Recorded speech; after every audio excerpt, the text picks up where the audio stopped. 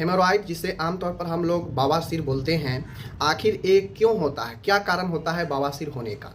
तो सबसे पहले बवासीर होता क्या है। देखिए, बवासीर होता है कि जो मल द्वार होता है, जो गुद्दा होता है, उस जगह पर जो नसें होती है वो नसें फूल जाती हैं। वो नसें फूलने के बाद जो है उसमें खुजली, उसमें सूजन और उसमें ब्लडिंग होता है। ठीक है। अब एक क्यों होता है, क्या कारण होता है। तो सबसे महत्वपूर्ण कारण में होता है आपका, वो होता है कब्ज। कब्ज, जी हाँ, कब्ज और मल त्यागने में जोर लगाना। कब्ज बनेगा, पेट क्लियर नहीं होगा तो व्यक्ति जोर लगाता है मल त्यागते समय बाथरूम में। ठीक है। पहला रीजन कब्ज। लंबे समय तक बैठे रहना, किसी भी वर्किंग प्लेस पर कहीं भी अगर आपका दिनचर्या है, लंबे लंबे समय तक आप बैठे रहते हैं, तो यह भी बवासीर करने का कारण होता है। क्योंकि यह जो है रेक्टम, जो आपका एनस है, मल द्वार है, वहाँ के नशे पर ज़्यादा बैठने से दबाव पड़ता है और सूज सकता है। ठीक है।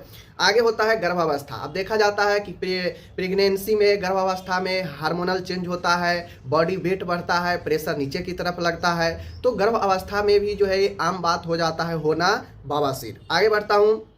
कुछ भारी वस्तुएं उठाना, कुछ भारी वस्तुएं अगर उठाते हैं, जोर लगाते हैं और वो नीचे की तरफ प्रेशर बनाएगा तो दबाव कहाँ डालता है, मल द्वार के जो नसें होती है वहाँ पे जो है वो दबाव पड़ता है। ठीक है। आगे होता है कम फाइबर वाला आहार, जिससे कब्ज कम बनता है, वो होता है फाइबर डाइट। फाइबर जैसे साग हो गया, जैसे आपका ओट्स हो गया, इन सब में फाइबर ज़्यादा होता है। दाल हो गया, तो फाइबर वाला सामान अगर नहीं लेगा, कब्ज बनेगा तो ये बवासीर होने की संभावना होता है। ठीक है।